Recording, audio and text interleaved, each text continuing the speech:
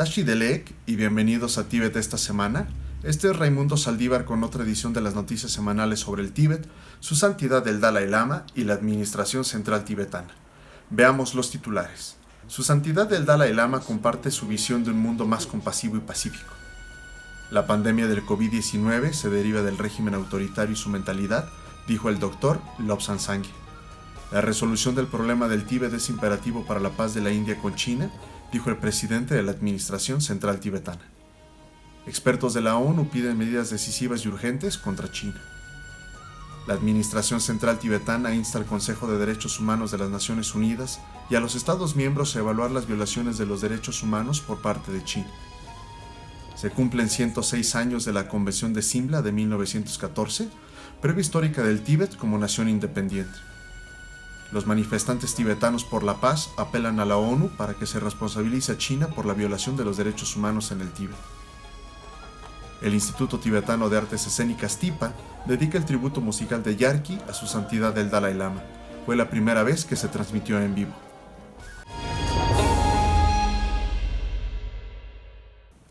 Al compartir su visión de un mundo más compasivo y pacífico, durante un seminario web realizado por la Universidad de Amity, su santidad el Dalai Lama hizo hincapié en la importancia del avivamiento y de la práctica de la antigua tradición de Nalanda, la cual averiguó formas de transformar las emociones humanas y del entrenamiento en desarrollar la armonía de la mente.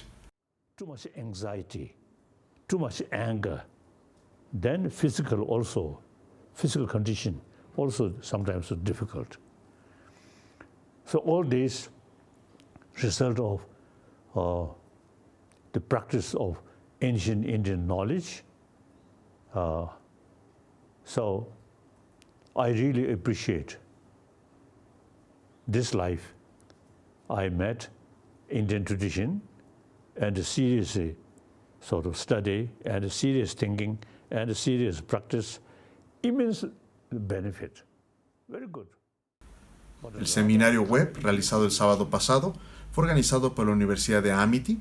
Su canciller, vicerrector y los estudiantes asistieron al seminario web y buscaron el consejo de su santidad. El presidente de la Administración Central Tibetana criticó al régimen autoritario de China y su mentalidad por la pandemia del COVID-19, que ha causado un caos global. En una sesión virtual sobre la pandemia organizada por el MIT World Peace University el jueves pasado, el presidente Dr. Sangye argumentó que se requiere un cambio razonable en el sistema educativo para enseñar a los niños pequeños valores internos como la compasión y la empatía por encima del valor materialista. La sesión contó con oradores distinguidos como Maulana Mahmud Madani, secretaria general del Jamiat Ulama y Hind, exmiembro del Parlamento, y de Kavita Sharma, presidenta de la Universidad del Sur de Asia. Dirigiéndose al Club de Corresponsales Extranjeros del Sur de Asia, el presidente de la Administración Central Tibetana, Dr. Lobsang Sangye, dijo que la resolución de la cuestión del Tíbet es imprescindible para la estabilidad y la paz de la India con China. 62 war supplies for Chinese army was provided through Shanghai and Calcutta seaport through the Sikkim Natula Pass inside Tibet.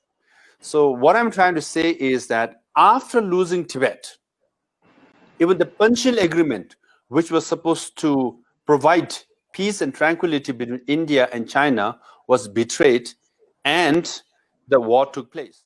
Al dirigirse a los miembros del Club de Corresponsales Extranjeros del Sur de Asia y al responder sus preguntas durante más de una hora el lunes de esta semana, el sikio Dr. Lobsang Sangye tocó aspectos del movimiento del Tíbet y la relevancia de la ocupación china del Tíbet a la crisis en la línea de control actual y el impacto en otros países del sur de Asia. Expertos independientes de la ONU han pedido a la comunidad internacional que actúe de manera colectiva y decisiva para garantizar que China respete los derechos humanos y cumpla con las obligaciones internacionales. Los expertos han denunciado la represión de la protesta y la defensa de la democracia en Hong Kong y han expresado graves preocupaciones sobre la represión colectiva de la población, especialmente las minorías religiosas y étnicas en el Tíbet y Xinjiang. Al destacar la supresión de los denunciantes del COVID-19, los expertos expresaron su preocupación de que periodistas, trabajadores médicos y quienes ejercen su derecho a la libertad de expresión en línea en relación con el brote y la pandemia del COVID-19, supuestamente se han enfrentado a represalias de las autoridades, incluidos muchos acusados de difundir información errónea o irrumpir el orden público. Alrededor de 50 expertos independientes de la ONU y 30 titulares de mandatos de procedimientos especiales de la ONU han pedido la semana pasada al Consejo de Derechos Humanos de las Naciones Unidas que actúe con urgencia para tomar todas las medidas apropiadas para monitorear las prácticas chinas de derechos humanos.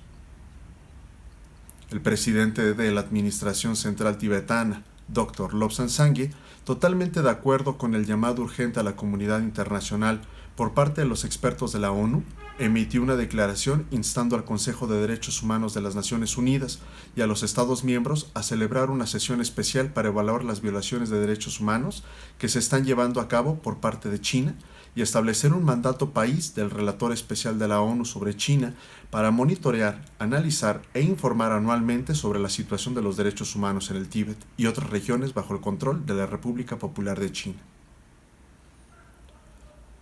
Hoy se cumplen 106 años de la Convención de Simla, firmada entre la India británica y el Tíbet.